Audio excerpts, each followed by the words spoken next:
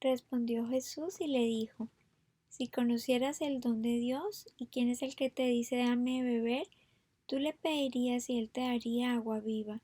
La mujer le dijo: Señor, no tienes con qué sacarla y el pozo es hondo.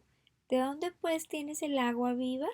Respondió Jesús y le dijo: Cualquiera que bebiere esta agua volverá a tener sed, mas el que bebiere del agua que yo le daré no tendrá sed jamás, sino que el agua que yo le daré será en él una fuente de agua que salte para la vida eterna.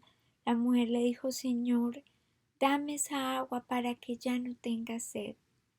Acabamos de leer Juan 4, el versículo 10 al 15. Pero hoy vamos a comenzar el estudio acerca de Isaías 55. Hoy vamos a estudiar el primer versículo de este capítulo. Este capítulo de Isaías es hermoso y merece que sea analizado de manera muy detallada. Tiene demasiados detalles muy importantes con demasiadas doctrinas y digamos que recoge las doctrinas más fundamentales bíblicas. Entonces, lo que vamos a hacer es que vamos a estudiar un solo versículo, pero lo vamos a hacer de manera detallada. Pero no solamente vamos a leer ese versículo, sino que lo vamos a comparar con otros textos bíblicos que hablan sobre el mismo tema. ¿Por qué? Porque la Biblia no es de interpretación privada. Entonces el deber del lector no es darle la interpretación a digamos, a los textos bíblicos. Es la propia Biblia la que arroja la interpretación correcta. Entonces el trabajo del lector es buscar otros textos que hablen sobre el mismo tema y recogerlos todos, o al menos los que más pueda, para entonces analizar todo en contexto y tener un entendimiento más grande de ese tema en particular. Y entonces allí la misma Biblia nos va a revelar lo que significa. Hay que tener en cuenta que el Señor Jesús muchas veces hablaba de cosas terrenales, pero para referirse a las espirituales. Muchas veces habló de manera velada, mediante parábolas. Muchas veces hablaban mediante símbolos. eh, entonces, tenemos que tener en cuenta todas estas circunstancias cuando vayamos a leer la palabra de Dios. Entonces, ¿qué les parece si me acompañan para leer ese versículo 1 de Isaías 55 para comenzar nuestro estudio? Vamos a leerlo. A todos los sedientos, venid a las aguas, y los que no tienen dinero, venid, comprad y comed. Venid, comprad sin dinero y sin precio vino y leche. Entonces, ¿qué es lo que está diciendo aquí el Espíritu Santo por medio de Isaías? Parece que está haciendo una invitación, ¿cierto? Como un llamado, están diciendo: venid, vengan. Entonces, ¿a quién está llamando el Espíritu Santo por medio de Isaías? ¿A quién está llamando? Dice: a todos los sedientos. Inicialmente y realmente la invitación es para todos, para el que quiera venir, venga. Pero realmente solo el que tiene sed busca el agua, ¿verdad? Y solo el que tiene sed de Dios busca a Dios. Entonces, aunque la invitación es para todos, pero principalmente ahí les está extendiendo esa invitación a los sedientos. Y entonces, ¿a dónde está invitando a esos sedientos? Que vengan ¿a dónde? A las aguas. ¿Cómo así? ¿Cómo así que vengan a las aguas? ¿Qué quiere decir eso? ¿Recuerdan los versículos que leímos en Juan 4, del 10 al 15, que estábamos hablando de agua viva? ¿Tendrá relación eso con lo que estamos leyendo aquí en Isaías? Entonces vamos a volver a leer el capítulo de Juan 4. Respondió Jesús y le dijo: si conocieras el don de Dios y quién es el que te dice, dame de beber, tú le pedirías y él te daría agua viva. La mujer le dijo: Señor, no tienes con qué sacarla y el pozo es hondo. ¿De dónde pues tienes el agua viva? Respondió Jesús y le dijo: cualquiera que bebiere esta agua volverá a tener sed, mas el que bebiere el agua que yo le daré no tendrá sed jamás, sino que el agua que yo le daré será en él una fuente de agua que salte para vida eterna. La mujer le dijo: Señor, dame esa agua para que no tenga yo sed, ni venga aquí a sacarla. Y hay otro versículo que me gustaría que también eh, leyéramos acerca de las aguas. Juan 7, el versículo 37 al 39 dice: en el último día y gran día de la fiesta, Jesús se puso en pie y alzó la voz, diciendo: si alguno tiene sed, venid a mí y beba, venga a mí y beba. El que cree en mí, como dice la Escritura, de su interior correrán ríos de agua viva. Esto dijo al Espíritu que habían de recibir los que creyesen en él, pues aún no había venido el Espíritu Santo porque Jesús no había sido aún glorificado. Entonces, ¿qué es lo que está diciéndole el Espíritu Santo a quien tiene sed de Dios? Que venga a Cristo. Cristo mismo está diciendo: vengan a mí. ¿Y por qué venir a Él? ¿Qué es lo que ofrece Cristo? Entonces, Él mismo está diciendo que el que cree en Él, dice que de su interior brotarán ríos de agua viva. Que el que viene a Él, dice, brotarán ríos de agua viva. Entonces, ¿eso qué significa? El capítulo 7 de Juan nos está diciendo que el que viene a Cristo con sed de Dios, recibe el Espíritu Santo. Cristo le da el Espíritu Santo. Y entonces, cuando recibimos ese Espíritu Santo, entonces nuestra sed de Dios es saciada, porque ahí ya estamos en una relación correcta con Dios. Entonces, bueno, sigamos leyendo entonces el pasaje de Isaías 55. Entonces, ¿qué más dice? Dice: a todos los sedientos venid a las aguas, y los que no tienen dinero, venid, comprad y comed. Venid, comprad sin dinero y sin precio vino y leche. Entonces vemos que hay una primera invitación, esa invitación a la salvación. ¿Y para quién es la invitación? Para los sedientos. Pero vemos que la invitación de salvación también se extiende a otro grupo de personas. ¿A cuáles? Según este capítulo de Isaías 55 dice: a los que no tienen dinero. Entonces uno dice: pero ¿qué tiene que ver el dinero con la salvación? Entonces eso es lo que nos está revelando, es la manera en que los hombres son salvos. Entonces la invitación de salvación es para aquel que no tiene dinero, para aquel que reconoce su pobreza espiritual, para aquel que reconoce su bancarrota espiritual. ¿Por qué? Porque la misericordia de Dios es gratuita, es un regalo de Dios y no compramos la salvación con ningún precio.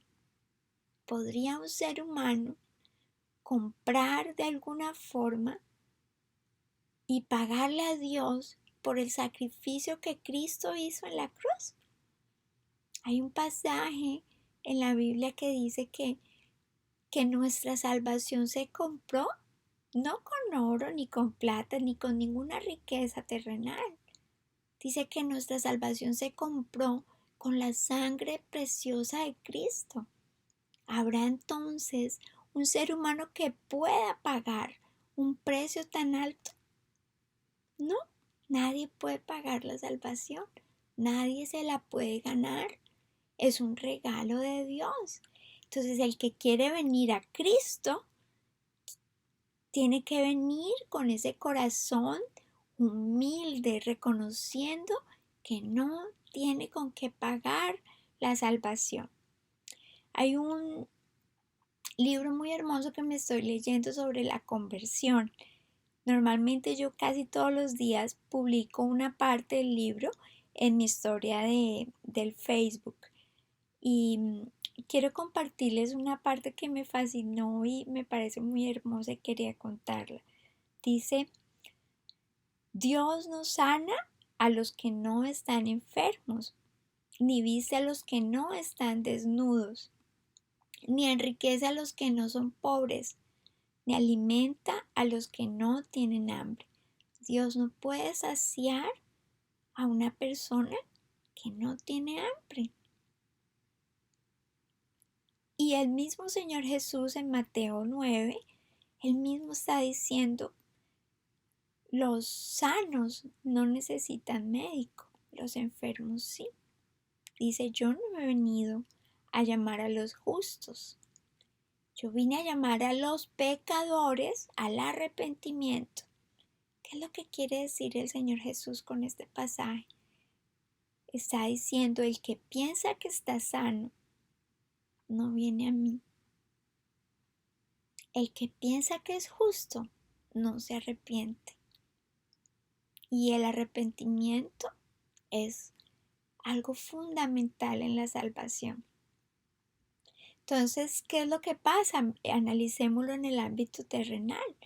Usted puede estar muy enfermo, incluso con una enfermedad mortal, pero si usted no es consciente de esa enfermedad, usted no va al doctor, usted no tiene ningún síntoma, usted no siente nada, usted no va al doctor, usted no ve la necesidad de un médico. Pero si usted de repente empieza a sentir, tener los síntomas de una enfermedad, entonces eso lo va a inquietar a usted y va a ir inmediatamente al médico. Y entre más grandes son los síntomas, más fuertes son los síntomas de la enfermedad, con más urgencia usted va a buscar a ese médico. Entonces, aquellas personas que se consideran buenas, que consideran que sus pecados no son tan graves, que confían en el sistema religioso, en sus buenas obras. Aquella persona que se compara con otra y dice: comparada con esa persona yo soy muy buena. Entonces esa persona no va a sentir un anhelo grande y profundo de Dios. No va a tener sed, no va a tener hambre de Dios. Entonces me encanta la versión, la nueva traducción viviente, porque como explica el pasaje de Mateo 9, porque dice: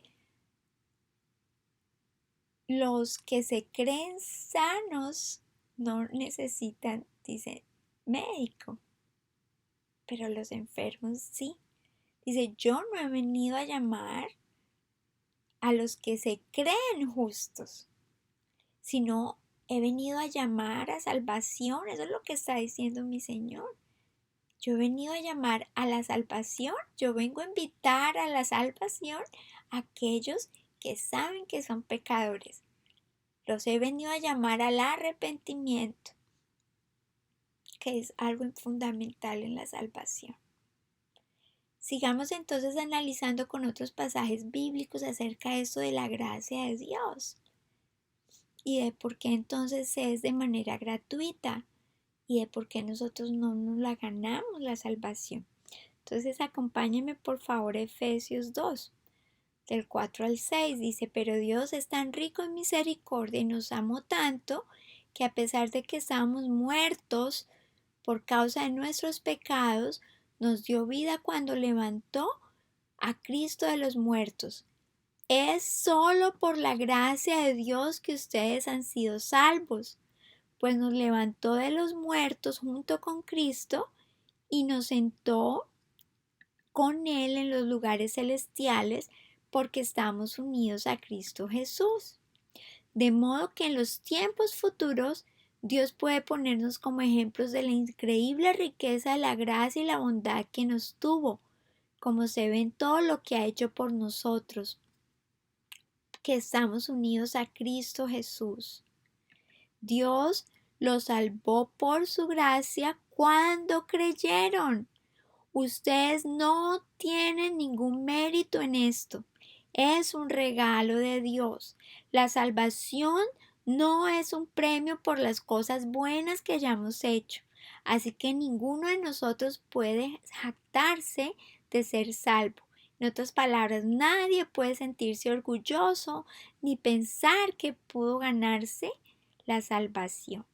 ¿Qué dice Romanos 10?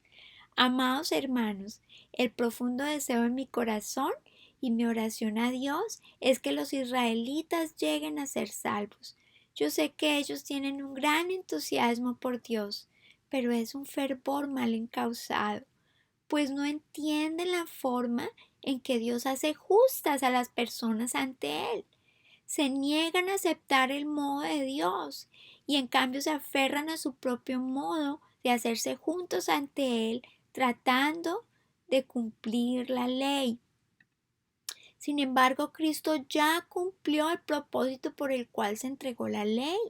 Como resultado, a todos los que creen en Él se les declara justos a los ojos de Dios, pues Moisés escribe que la ley exige obediencia a todos sus mandatos para que una persona llegue a ser justa ante Dios.